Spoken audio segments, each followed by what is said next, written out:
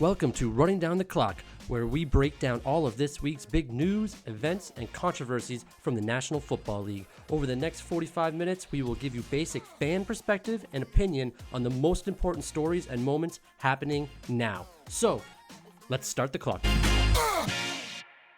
Hello, everybody. Welcome back to Running Down the Clock. I am Tyler Walzak. I'm here with Puya Ricey. Puya, how was your Taylor Swift weekend? It was great. Had her album, had her full catalog on back-to-back the entire weekend. We had to. You just mute the announcers, right? And then you're forced to watch football and listen. Oh, to I didn't Taylor watch Swift. the football. I just watched. Oh, just watch Taylor Swift. Yeah, just old concerts and stuff. Everything. Celebrated her entire catalog. How many times did they show Travis Kelce at her concerts? How many times did they cut to him? Not enough times, I can tell you that. Oh, okay. Well, according to Travis Kelce, the NFL is cutting to her way too often. Yeah, I think this whole thing is kind of backfiring on them because people are already starting to get very sick of it. Oh, yeah, but didn't I say that last week? I was like, Travis Kelce is going to turn into like a hated person because now it's just going to be about Taylor Swift all the time. But I don't even think it's like hate for Travis Kelce. I think it's just the NFL and the camera crews, the coverage, like the whatever network is broadcasting it.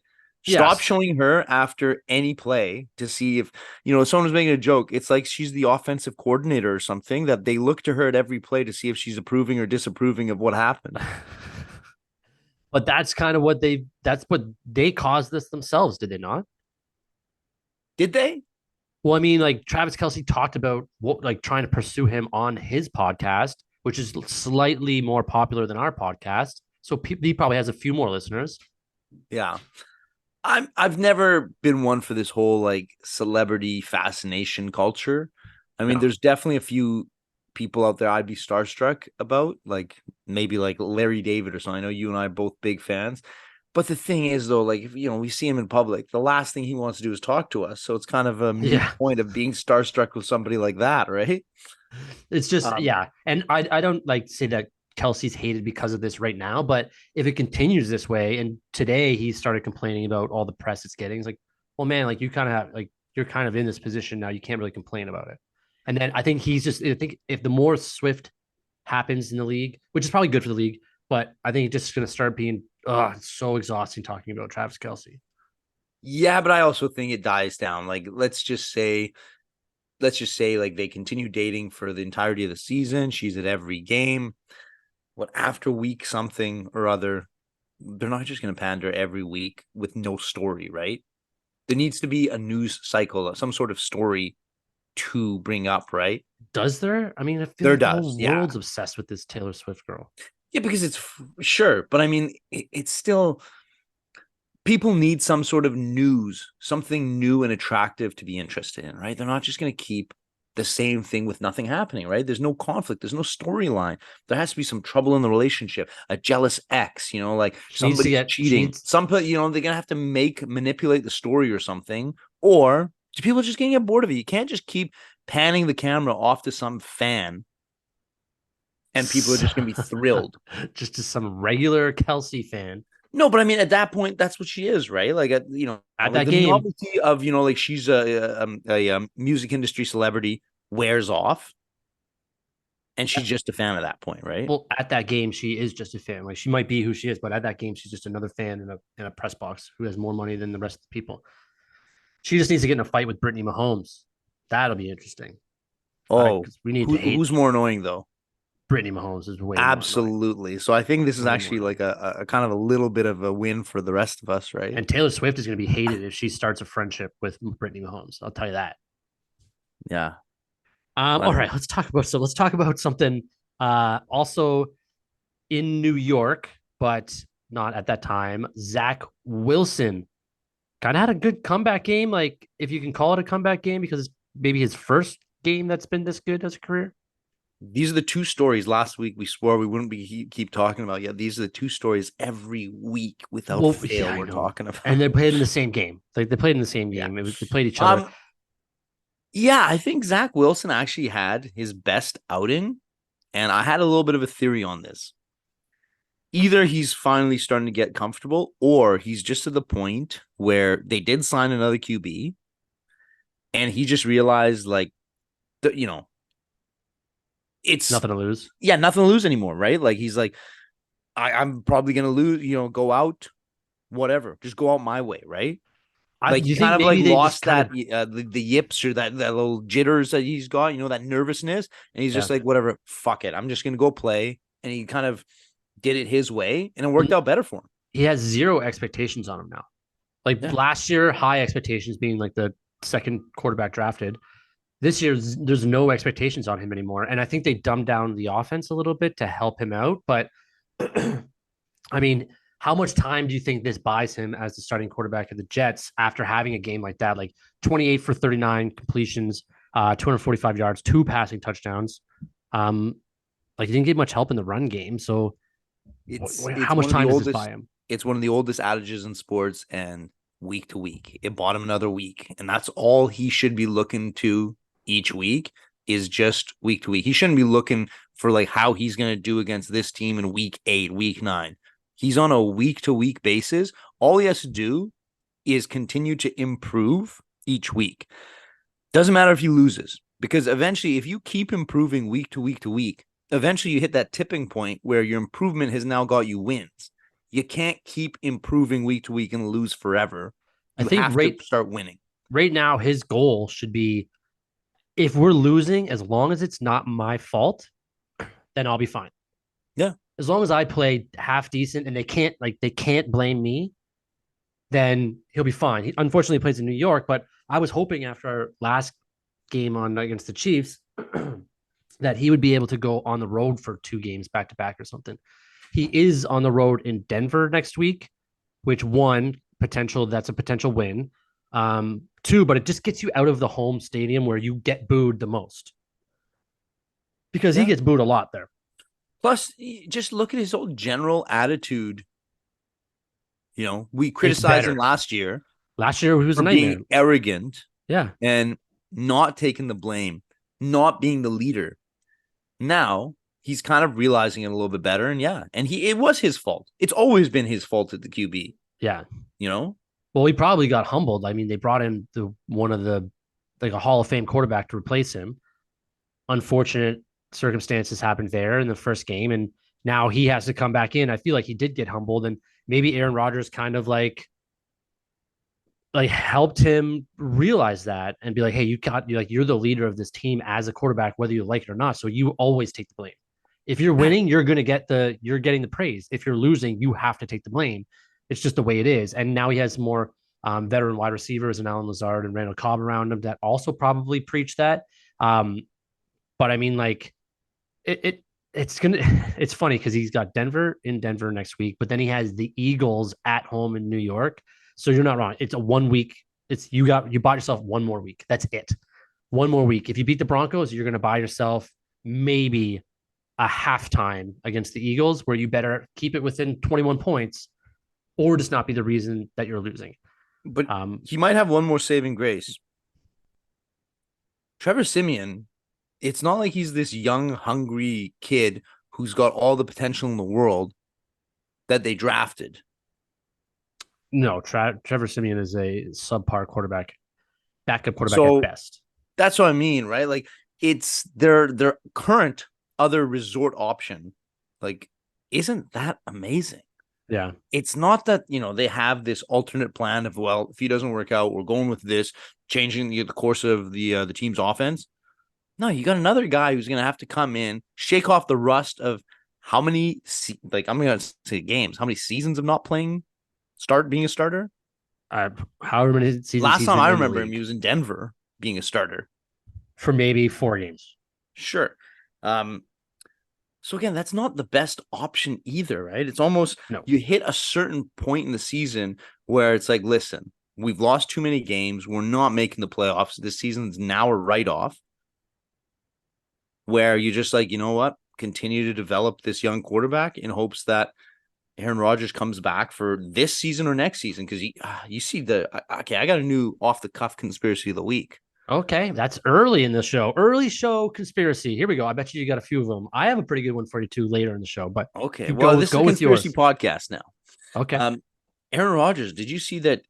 From all accounts, he is miles ahead of the recovery stages that he should be at, right? Like he They, should be in a walking boot, yet he's in sneakers right now. yeah, and he said this on the Pat McAfee show yesterday that he's supposed to be in a walking boot for 6 weeks at least. 13 days he's already in sneakers. Yeah. Like that's either some like weird things he's doing, or like I just don't know how the Achilles work, because you got to assume it snapped and rolled up to the back of his calf, which I think is usually what happens. And it is what it looks like. So did they just like kind of stitch it back together? Like I know they're getting stitches removed. Like, are you today. picturing like a Looney Tunes Daffy Duck thing where he flaps his 1000%. dicky, his dicky and rolls up and slaps him in the face? Exactly. Like, yeah. That's his Achilles. Yeah. That's his Achilles. Right. So, I mean, he seems to think he's going to come back this year. But what's the point if your team is like 2-10 by the time you're coming back? Like, oh, just yeah, there's no point in coming back if it's not healed. If it's healed, sure. What's the conspiracy, though? Well, he's an anti-vax guy. He's got these medical retreats he goes on. What's he doing differently than the rest of the guys in the league? I feel like he's a little bit of an anomaly, no? He doesn't. Sure. Maybe let's just say he doesn't follow traditional medicine the same way. No, this is a guy that does ayahuasca in the off season to find himself, which is a common thing these days. So what else is he doing? Is he going to a witch doctor to get his ACL repaired? I wouldn't put it past him. It is October. There we go. It is October. I wouldn't put it past him. Yeah. I'm going to stay within this game, though, because I think this is my conspiracy: the officiating in the Chiefs Jets. So I had that one. It's just I find it's too generic of a conspiracy because everybody is all over this. It's the Patriots of yesteryear, the golden boy, the biggest draw, the face of the NFL, getting the favor in officiating isn't a new conspiracy in the NFL. But I don't think it's been going on for so long. I don't think I'd never even mentioned Mahomes. I don't think it's about Mahomes. Tuck rule. Yeah, I know who you're talking about, but that was a fumble. That 100%. The favor, like that the Patriots get the favorable call. Now it's the Chiefs. The Chiefs are kind of the it franchise. They're going to get the favorable calls. Okay, well, my conspiracy, and it's been around for a while. No, that's not my conspiracy. That's your conspiracy. What do you got? I think it's the Taylor Swift effect again. I think that the NFL says we need to keep the Chiefs. Like, there's no way the Chiefs can lose to the Jets with Taylor Swift in the building. There's no way we can let that happen. We need all these people to start liking the Chiefs for the rest of the season, just to boost their ratings even more. And that is why there was 2 missed calls on when he ran for third and 22. There was a holding for about 2 minutes happening. And then the pick at the end was like the pick one was odd. That was odd. They waited for the guy to pick it off. That was super weird. Like, the Jets theoretically should have won that game, and it was given to the Chiefs. And I think that's the Taylor Swift effect conspiracy. So I don't think that has anything to do with Patrick Mahomes. Conspiracied. I feel like you're just piggybacking off my conspiracy theory from 2 weeks ago that this is a arranged marriage between the two for the mutual benefit of both parties. One of those parties being podcast. The NFL. We're just going to keep rolling it into bigger conspiracy ball by the end of this season. Oh yeah, until Jordan takes us off the air. Yeah, Jordan being the producer. He's doing his best out there, Jordan. You keep putting different podcasts in different spots. You're naming them weirdly. Come on, Jordan.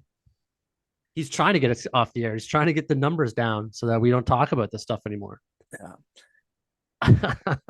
Let's talk about some rookie quarterbacks this year.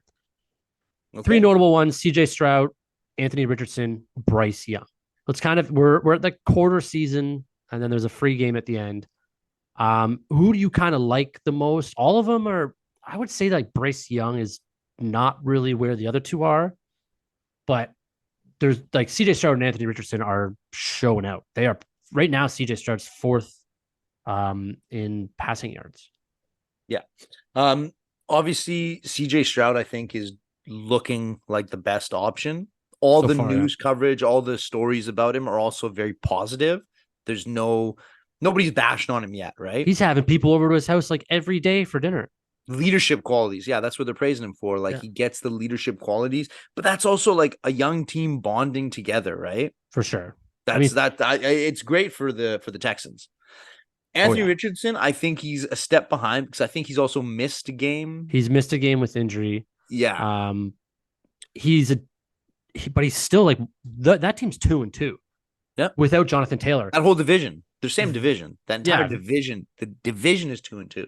very, very it's very much because of Anthony Richardson. Like without Jonathan Yeah. Taylor, you kind of now it's like up to your quarterback, and he's out there winning games. They were down 23-0 against the Rams, I think, at half, like 21-0, 24-0, something like that. And they came back in the second half and won the game.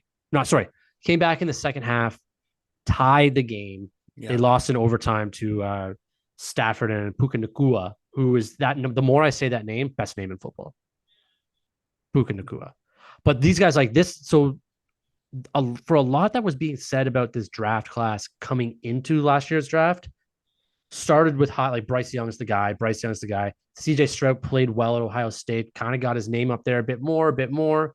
And then Anthony Richardson was like the dark horse guy at Florida. And everyone, but as the draft happened, everyone was like, I don't know if these guys are actually as good as they were a year ago. Looks like we have at least two of the three guys are going to pan out with long careers in the NFL. Hopefully, Bryce Young's still going to have time. He's with the bad Panthers team, but he's also the shortest guy.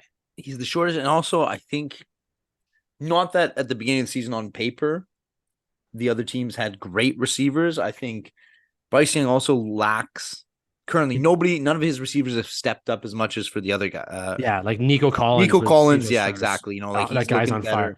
And You know, that's an Michael Ohio Pittman State, Jr. is Michigan. not terrible. For Anthony Richardson.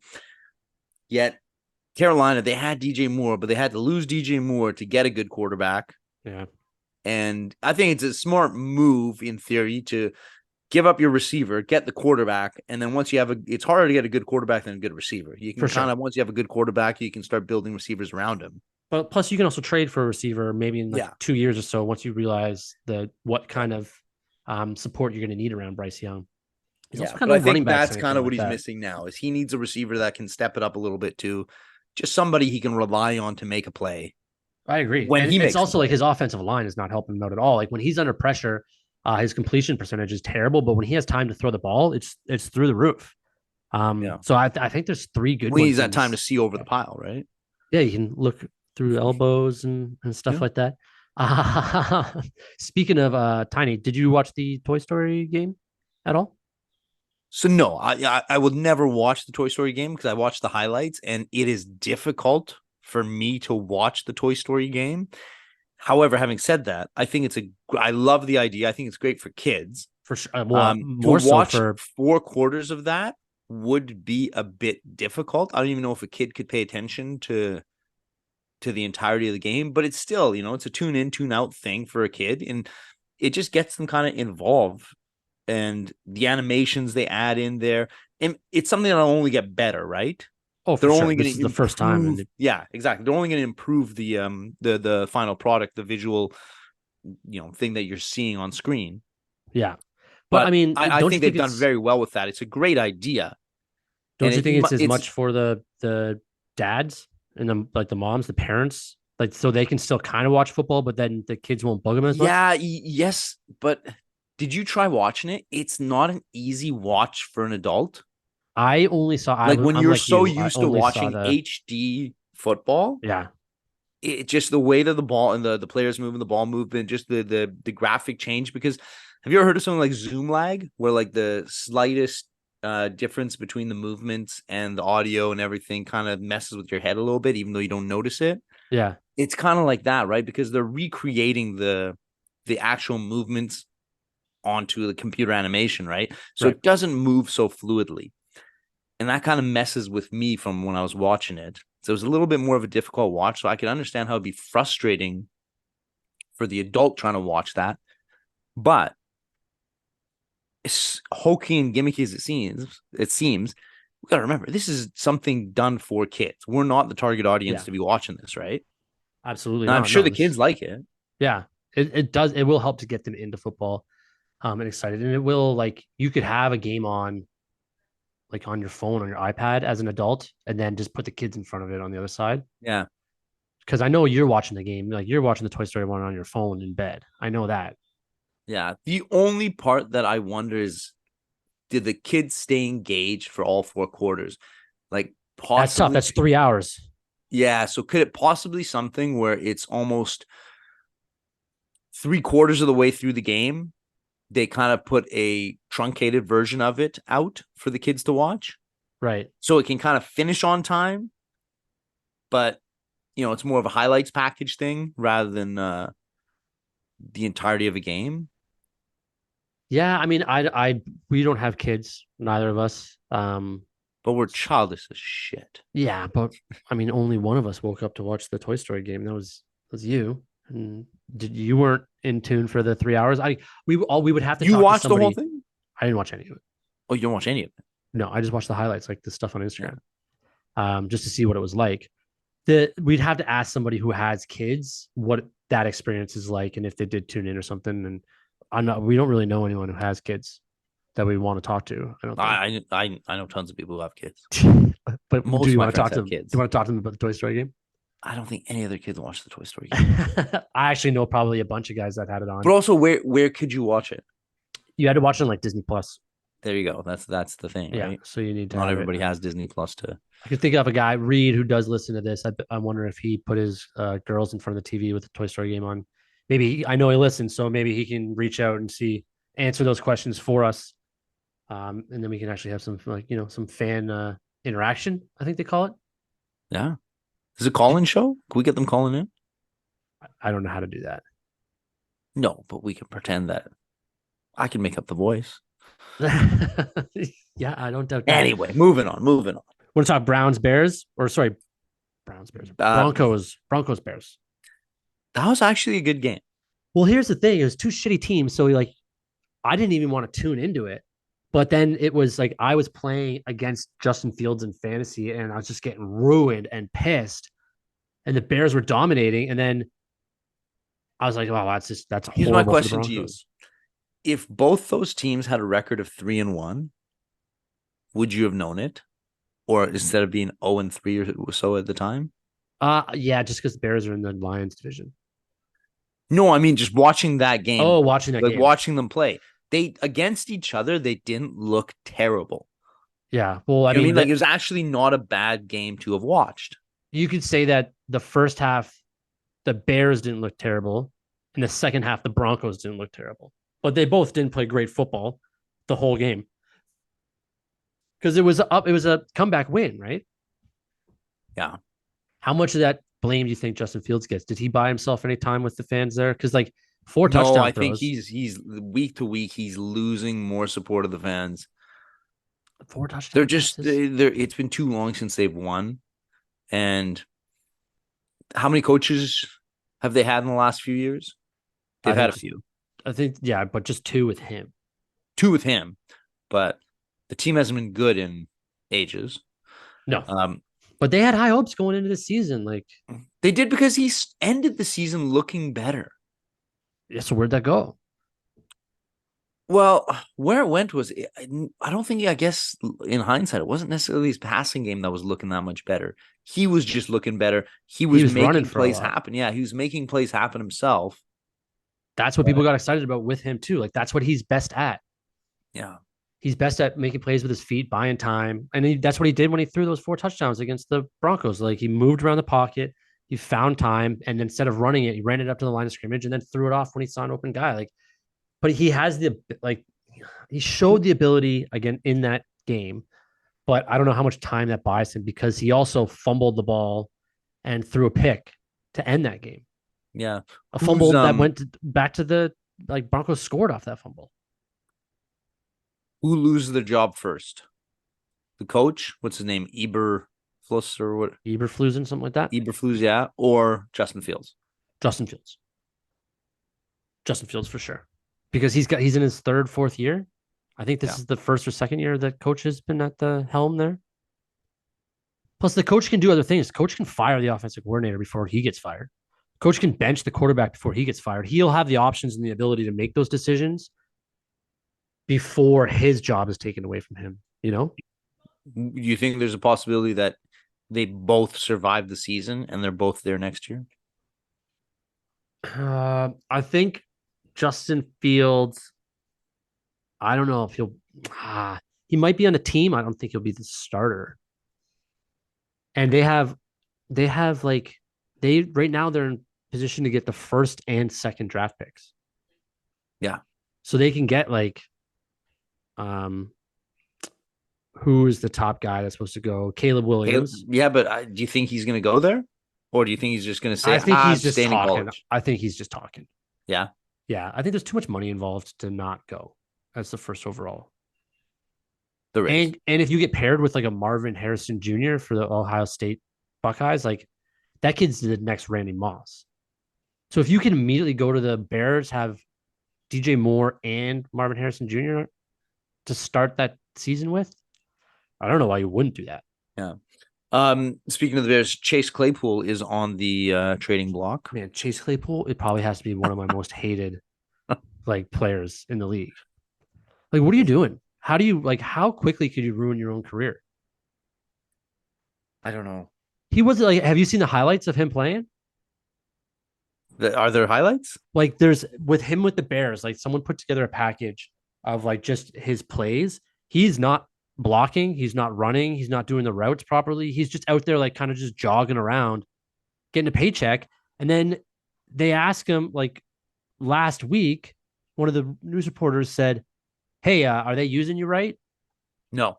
No, no. Well, because you're not doing anything, man. You're not proving that you deserve to be used properly. Like you are your own problem right now.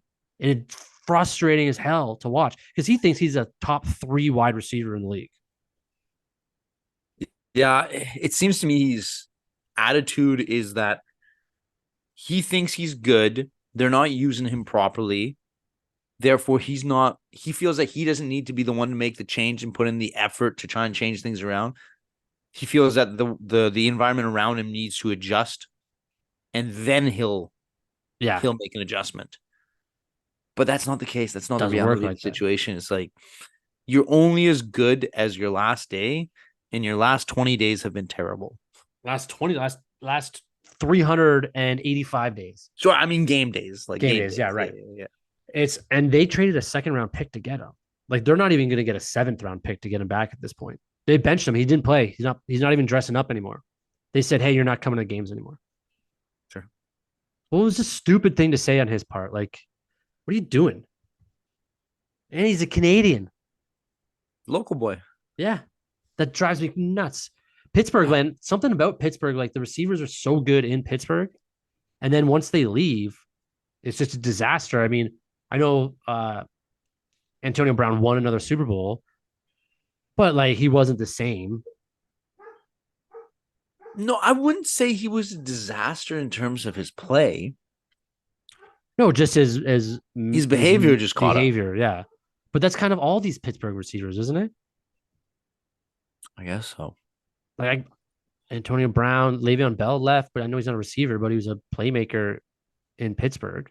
Yeah, but I think Chase Claypool was also winding down in Pittsburgh too. He was like 800 yards the year before that. The year before. All right, enough about Claypool. Let's go on to another wide receiver though that is being vocally unhappy. Ja'Marr Chase of the Bengals.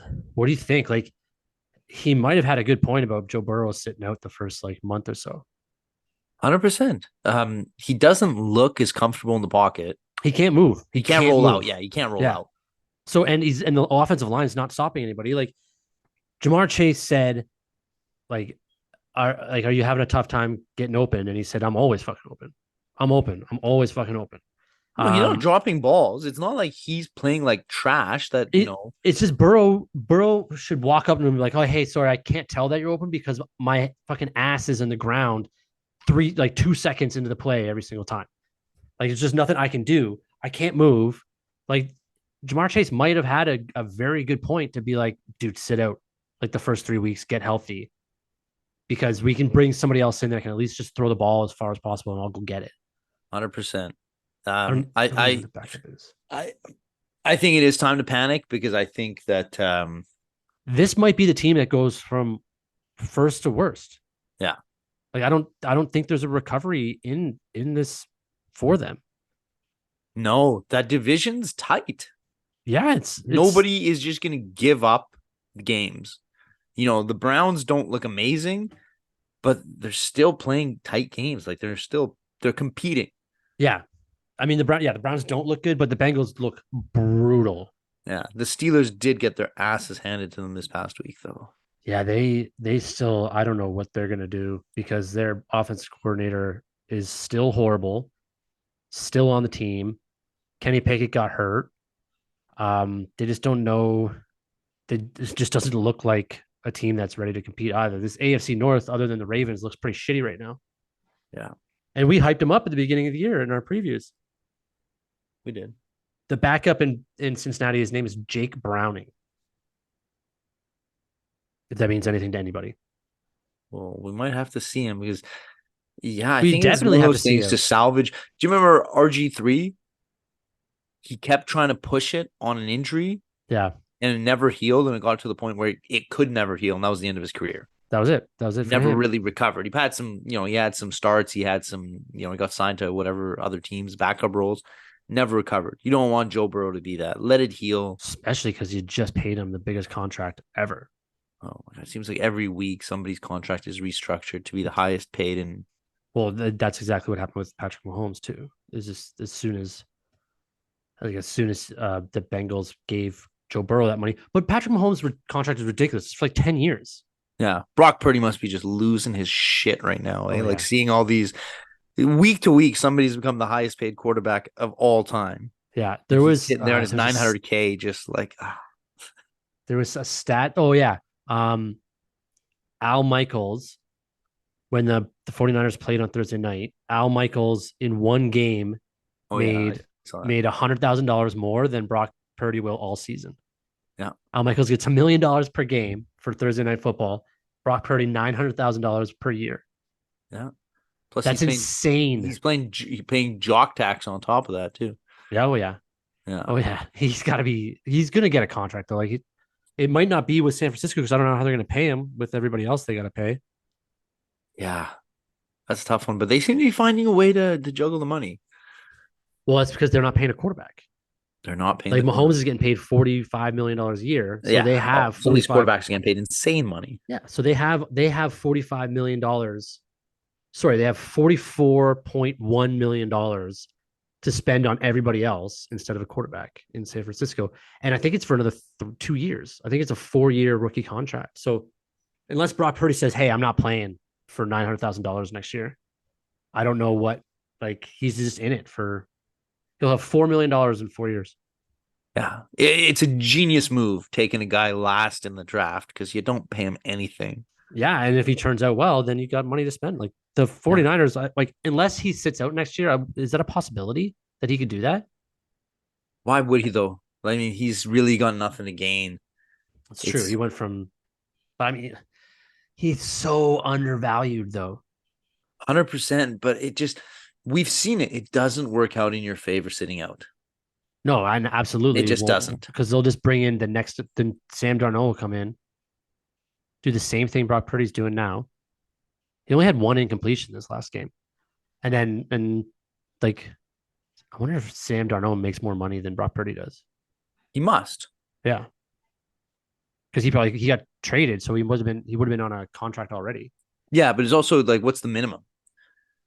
I don't know. I bet you the minimum is like something in the 500K range for nobody, right? But yeah, vet minimum though is probably over $1 million.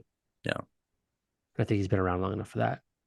Can I go back to the Chiefs Jets game just real quick? Because there's something we haven't talked about that's off the field that was ridiculous and uncalled for, especially for the game that it was. And that Rodney Harrison, I know you saw this. I don't know if a lot of other people saw it, but he was after the game, still on the sidelines doing his game show thing on the Sunday Night Football. And Chris Jones of the Chiefs was being interviewed, and Rodney Harrison is actively shit talking Zach Wilson in questions to try to get Chris Jones to shit talk Zach Wilson. I didn't like the baiting of it, but also he's baiting the wrong guy. Why does Chris Jones care? He's not in the position to have the rivalry with the quarterback because he's trying to sack the quarterback, sure. But like it's not so much the mental matchup the same way as for the defensive players like him. against the quarterback, right? Right. Like you It'd be see like, the relationship between the corners and the receivers, right? Like I remember, there's shit talking guy like the famous example of Sherman, yeah, but that's a what I was sorry gonna ass say too. receiver like Yeah. Crabtree. They have their own little rivalry. These two Yeah. guys don't have a rivalry between them. No. So why are you trying to bait a guy who doesn't have a rivalry with the quarterback? It would make more sense to have a defensive back. Like it would make more sense in that exact scenario for talking to Richard Sherman to bait him into saying something against Crabtree because they are play to play, head to head for Yeah. all 65 plays or They're whatever. trying to get in each other's heads. Yeah. Whereas you're right, like, and also like Chris Jones handled it well. Like he He just said handled he it was perfectly. He handled very it complimentary. absolutely perfectly. Yeah. Like It he was was a just class weird. act move. It was And I'm weird sure the behavior. organization respects the way he handled that. Yeah. You know, I bet because you you're just there's baiting a guy for nothing. What does he have to I know it gain? just makes yourself look like an asshole. Is all What? it Yeah, he does. has nothing to gain from talking trash about a guy who you can see his struggles. You can see that he's trying to improve. He's in a tough situation. His and you've just won the game. Yeah. And it's not like he was a dirty play, like he did something controversial that you No, got he to had a great game. He actually had a good game. yeah, Like he played well. The yeah. only game like you couldn't shit talk him would be the one that just happened. It's like one of those things like we talked about before is when you try to shit on a Lions fan after their like team went 0-16. It's like you're not making yourself look good at all.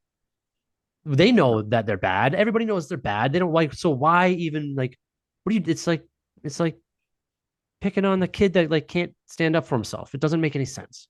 Yeah, and I think it looked kind of awkward and unfair to bring a guy in for an interview and then just put him into that position, right? Like Yeah. that's I it's an bet odd you situation, right? I bet Why would you you want to go back and interview with this guy again no, if you were Chris when Jones, like I'm not talking to you again. Why would I do that? You just try to make me look like an asshole, but you made yeah, yourself I handle it well, you made yourself look like an asshole. It I bet you some of the Jets players probably messaged Chris Jones being like, "Hey, that was super respectful. Thank you." absolutely. But like why wouldn't he, right? Like what reason did he have to just dump on a guy when he's down? No, that you're not wrong. You're exactly right. Yeah. Which is why you didn't pick up on it, like didn't take the bait. Yeah.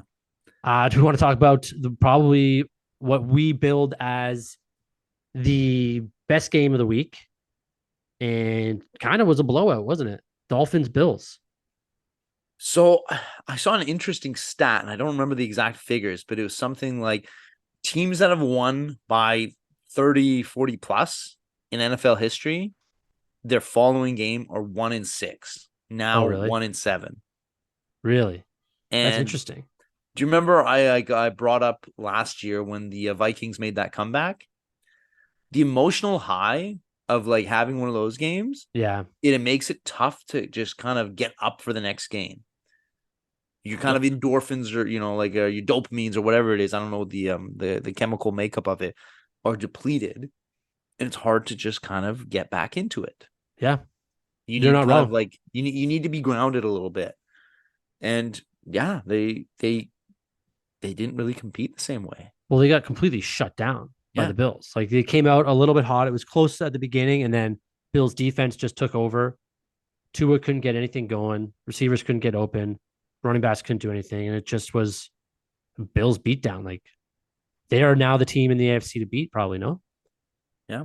Now, one little thing that I mentioned last week, just since you mentioned AFC, I was supposed to figure out which team went from the AFC to the NFC. Yes, you're Last right. week we were stumbling on it. So it Yes, was in 2002. It was an expansion season. I believe it was when the Jacksonville Jaguars, or was it Houston Texans? Somebody was added to the league. In that expansion, realigned the conferences, and it was the Seattle Seahawks that went from the AFC to the NFC. That was the team. I knew is there that was one right? team that had changed conferences, That's pretty and cool. it's I didn't know our that. our local Seahawks. Your local Seahawks. I'm Well, not we're local. both geographically in the same proximity. Yeah, I'm not gonna say that's my local team though. I didn't say it was your local team. I said it was the local team. Our more Semantics. local team of the Lions, the BC The Lions of the BC Canadian Lions. Football League, which this week, did you see that, had one of the wildest rules I've ever seen I in that's why I football? can't get on board with the CFLs. I don't understand. I don't understand like rules like that are such horseshit. So for everyone listening, what it was a player. The quarterback dishes the ball out to a guy behind the line of scrimmage. He goes on to just give a little putt kick, just a tiny little tap Kicked to it 1 kick the yard. ball over the line of scrimmage. He recovers it himself on the other side of the line of scrimmage, and so therefore it's called an onside kick recovery, and it resets the downs. Yeah. So stupid. Like, just that seems like a glitch in the matrix that you could almost get out of. You could never lose possession if you set it up properly. Yeah. And I mean that then like will it happen again in the next year? Maybe it happens like 20 times. I think that was like a forgotten thing in the back of the rule book or something. I'm just wondering. It made me think though.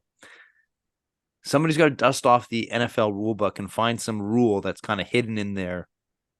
Well, it happened. Remember Doug Flutie? Like I want to say 15 years ago. Remember when he played for the Patriots, he had like the drop kick. Drop kick? Yeah. For the field goal. Like that's kind of what that was. It was, but the only thing about that was they could have just gone for the field goal and stay. Like that wasn't really a shock to the rest of the team. It was just cool. Yeah, it didn't take everybody by surprise. Like, what the hell just happened? They set up for a field goal kind of the same way. So it was just a riskier field goal. Yeah, riskier field goal, exactly. Because it's not like you get more points for that. No, I know. It was just a riskier field goal. It was just a cool thing to do. Yeah. This actually helped benefit the team, but it's still if you can find it, it's all over social media. It looks so dumb though. Yeah, it's a weird one. It looks so dumb. Can we talk about something else that's dumb? Sure. Because I know that's my favorite subject. Okay, let's talk about the head coach to the Chargers again. Okay. This guy, he has to go. Like we talked last week about how he made a mistake against the Vikings about going for it on 4th down with 2 minutes left in the game in your own end zone. By miracle, they don't lose the game because Kirk Cousins just can't get it done. So what does he do? Next game, goes back, 4th and 1, 3 minutes left, and in his own zone, like 30-yard line, and does it again. And they don't get it again.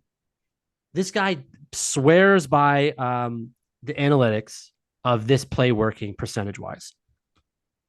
It works 92% of the time if you're the Philadelphia Eagles, who have perfected it, that have one of the best offensive lines in the game. However many, I don't know what the percentage is with overall in the history of it in the sport over even the last 10 years. Something's telling him he has to go for it. But guess what? Your team statistics are 0 for 2. You're 0%. Why don't you go by the statistics and the analytics based off the guys that you fucking have on your team and not the other things that have happened in the sport over the last 15 years? You were lucky again to not lose that game. You lose 100% of the bets you never make. He's a gambler. He's a gambler. But you know what his saving grace was? His team came out and got an interception. No, his saving grace is that he was playing this week against the coach who deserves to be fired more than he does. You saw that the fans arguing with Mark Davis. Yeah. But what are you supposed to do? I love the fact that Mark Davis engaged them, though, eh? Oh, he's not backing down, that guy. Well, there's probably 2 owners right away that I can think of that won't back down. Mark Davis and Jerry Jones. I don't know if Jerry Jones would get into it with the fans like that. He won't back down from other situations, but sitting in his private owner's box, I don't know if he's going to be arguing with just in a petty argument. The drunken rowdy fans, right? Yeah. Mark Davis was loving it though. It looked like he loved getting right into it with them. Well, that's his jam. But come on, smarten up. What he was saying is smarten up. Yeah. What are they supposed to do though? You fire a guy. What are you supposed to do? No, it's just the Raiders are just having a tough go for the last little bit. They can't get it together. No. Well, Josh McDaniels is going to go down as another statistic of a Bill Belichick disciple not making it as a head coach. Keep that thought in mind. I just have one little point, and then we can talk about that one. You saw Max Crosby come up to Justin Herbert after that late hit and just say, that was stupid. Well, that guy's an idiot. And I'm glad he got kicked out. I saw it and I was like, he has to be ejected for that. That can't just be a penalty.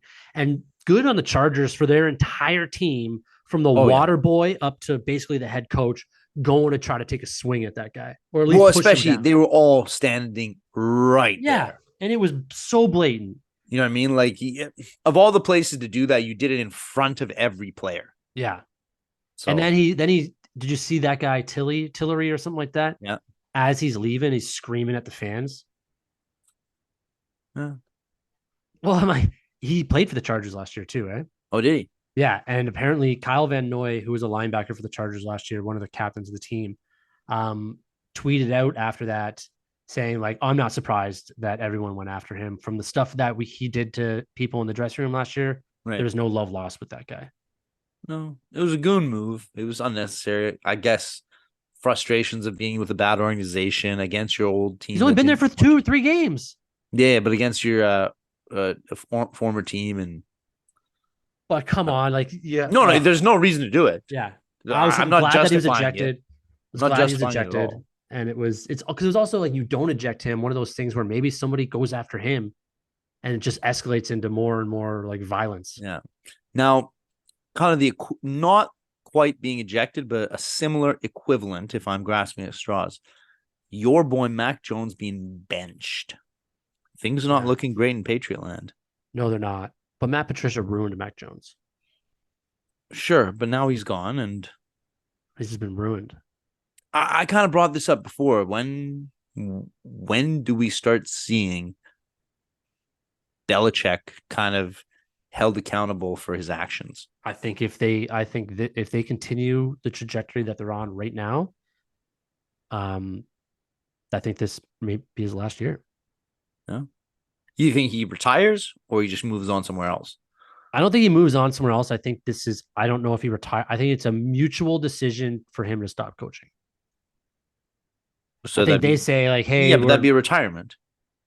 sure." I don't know. I don't think he'll want to go, but I don't think he'll want to go But I mean, somewhere he can else. get a job any like a lot of other Yeah, but places. I don't know if he'd want to go somewhere else. Yeah, that's what I mean. So he'd retire. Retire, but not by choice. No, but that is by choice if he doesn't want to go somewhere else. But he also doesn't want to stop head coaching. He wants to be the head coach of the Patriots. He wants to be the head coach. He's going to get fired, and he wants to be the head coach of the Patriots the same way that Kaepernick wants to be the starting quarterback of the Jets. They just don't want him there, and he's going He to go. wants to be the starting quarterback of the Jets so he can protest how the league is slavery and then how. That's not what Belichick wanted. Or what No, Belichick Kaepernick. Kaepernick. No, I know. I thought you were trying to say that's what Kaepernick's doing it for, and that's also what Belichick's doing it for. Do you see that Kaepernick is on the negotiation list for the BC Lions? Meaning what? Meaning that the BC Lions are, I believe, actively trying to see if he will want to come play for their team. Yeah, CFL has pursued him many times. I know. Why does he go? He always because he turned down the CFL always. That was before though. That was like 8 years ago. Yeah, I don't know. I mean, Not playing anywhere else. You want to play football? This is your opportunity. He's not going to play. It's over. You won't see him play any meaningful football leagues ever again. I didn't dislike the guy. I actually supported him. I like him. I was on his side. I thought he was good. He went to the I was Super 100% Bowl. on his side, but Went to the it's Super over, Bowl. and it is. It is what it is. But Belichick. Yeah, let's go back to Belichick. It seems that his coaching scheme was great with a reliable quarterback. I'm not saying he needed Tom Brady specifically. He just needed somebody that was perfect in the like very smart, high IQ football player. Exactly. Because it seems like without that, they're not able to get anything done. Like they don't have star players. No. Like league star players since Brady's been gone. I don't know even then you could say that like they had Gronk's their best star player. Gronk, I don't know. Edelman was. I really thought he was a solid player. Like he's a solid player, 100%. I don't know if he was as good a receiver as you could ask for to make the cat take the hit and hold on. I'm not saying he wasn't better than Randy Moss. He wasn't better than Jerry Rice, but he's not a Hall of Famer. The fact that his one attribute that I thought was amazing was he could get the ball in the grittiest of situations, take the hit, and hold on well. He was really 100%. He was one of the better, like across the middle receivers. Yeah, for sure. And New England specialized in those guys. Yeah, just putting him in a hospital situation, yet they still survive. That's why they started using tight ends instead. But it looks kind of bleak in New England. It does. I've said it before. I don't think Mac Jones will be the guy. Is Zappy the answer? No, they don't have the answer. I'm not ready to give up on Jones yet. I'm not ready to give up on Mac Jones yet. No. I think he starts. I think he has a bounce back week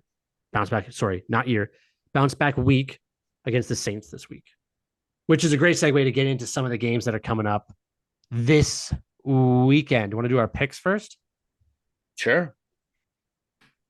All right. I don't have mine written down here. They're in my head. I had mine written down, but I believe you deleted them because maybe you didn't like them. But I got them. No, what do you mean? I I wrote them. I found them again. Calling me out. I got you here our production meeting. I found them. found with the evidence that you have them crossed out. I found them. Anyway, the first one I'm going with. I'm unlike Brandon Staley. I'm playing the probability on this one, and I'm taking the Commanders over the Bears. The Okay. Commanders look like they're competing. Like they lost to a field goal to the The Eagles. They played the in Eagles a high well. flying game. Yeah, that was a great game too. We Yeah. didn't talk about that, but that was a great game. I like this Commanders team. Yeah. I like Howell. I like Terry McLaurin. Brian Robinson Jr.'s got a great story. Like Ron Rivera, the head coach, I love him. I like this Commanders team. Defense is solid. I'm just waiting for the name change for next year. So they're playing the let's see what it is. They're playing the Bears at home. So it's in Washington, and they're Washington 6-point favorites. I know you just picked wins. You're not spread people. So I think the Washington Commanders absolutely destroy the Bears. 1,000%. Washington's -6 on this one. Yeah. Yeah. So Now, favorited by 6. this is the Bears getting a Thursday night primetime game. Yeah. I think they have 3 primetime games. That's the team you want to see get blown out, right? Oh, they should be able to switch those primetime games out. Okay, I've got the Dolphins at home, 11-point favorites over the Giants. Giants just seem to be as terrible as any other team in the league right now. And I think the Dolphins are going to be very How fucking bad did you angry. feel for Daniel Jones?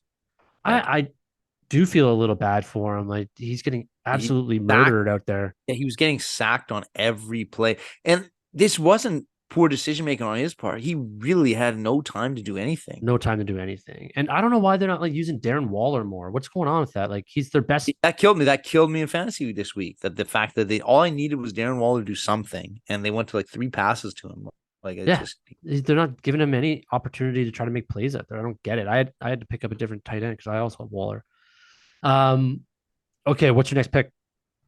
well, I'm gonna ride again the winless teams against teams that are doing very well. I'm taking your Lions, Okay, who are favored 9.5 over the Panthers without a win. in Detroit, I think the Lions look good. Lions look good.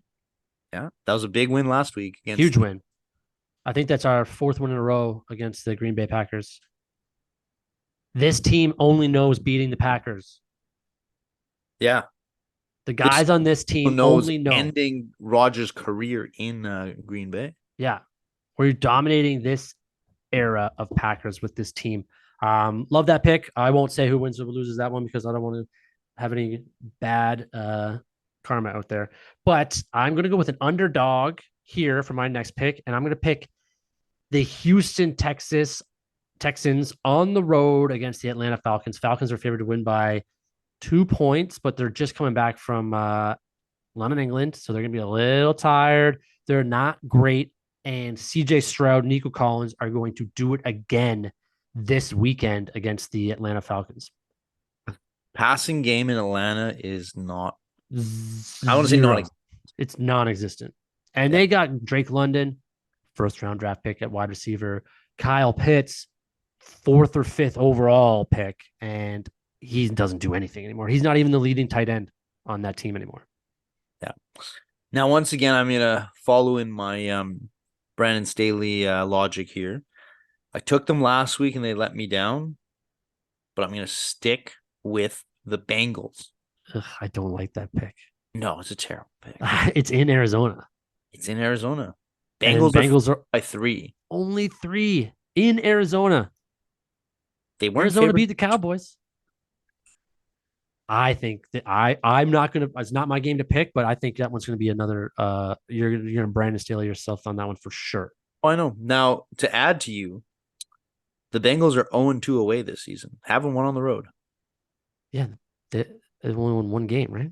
Yeah, but that's being stubborn and riding it out. I think Cardinals win that game, man. I don't tell you. I don't know what to tell you about that one. Take the pick then. Now I'm gonna go Sunday night. We got the 49ers The Cowboys. That's our game of the week. It's our game of the week. For sure, our game of the week. And I'm taking the 49ers by 3.5 points. So they got the over under at 45. Do you see this going high scoring or low scoring? Because they both have good defenses that could step up, but they both have good offenses that could step up.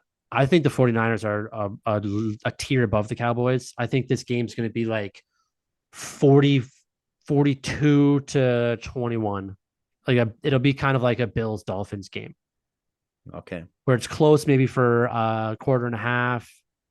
And then the 49ers have too many weapons on this team. They do. They can get it done, man. They're a good team. Who did the Cowboys have last week? Cowboys last week played. Let me get this up there real quick. The Patriots. They blew out the Patriots. They dismantled Mac Jones. Yeah, 38-3. Oh yeah, no, they got your boy benched. I forgot. Yeah, I don't know, but it's 49ers team, man. Like Brandon Ayuk, so good. I was watching him. What happened to our boy Deebo Samuel last week? Deebo just, I don't know what. I don't know if they use him right anymore because they have CMC, but like Brandon Ayuk is just faster and like a more of a deep threat, but he's catching everything deep. He looks so good out there. So good. That team's like Brock Purdy, man. Like all he has to do is just keep doing what he's doing. Like just head up like Tom Brady style football. Get it out quick. Let the guys make plays. Yeah. This is a good week though for games like 49ers, Cowboys Sunday night. That is going to be great. I'd even say like the Chiefs Vikings game has some like the Vikings have to win this one or the season's done. Right? Yeah. It's in Minnesota. The Rams Eagles, that could be an upset in Los Angeles. Rams are no slouches, man. Puka Nacua. Colts Titans, that's going to be a great game. I know both those teams are kind of iffy, but Derrick Henry looked great last week. Anthony Richardson, first time playing the Titans at home, like that could be a good game too.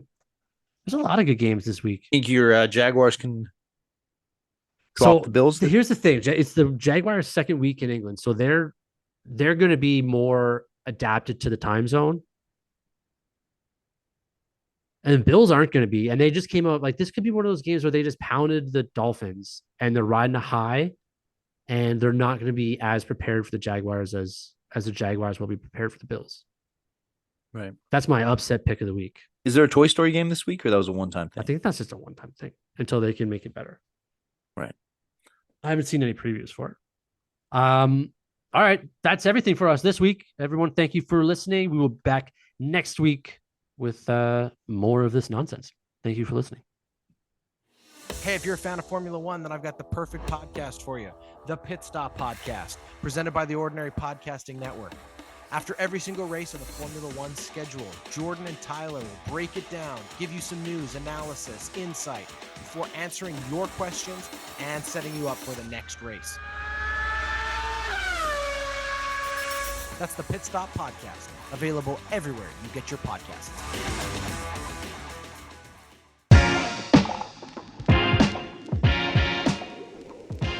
Running Down the Clock is brought to you by the Ordinary Podcast Network and is every Thursday running until the week after the Super Bowl. We hope you enjoyed enough to subscribe and tune in again next week.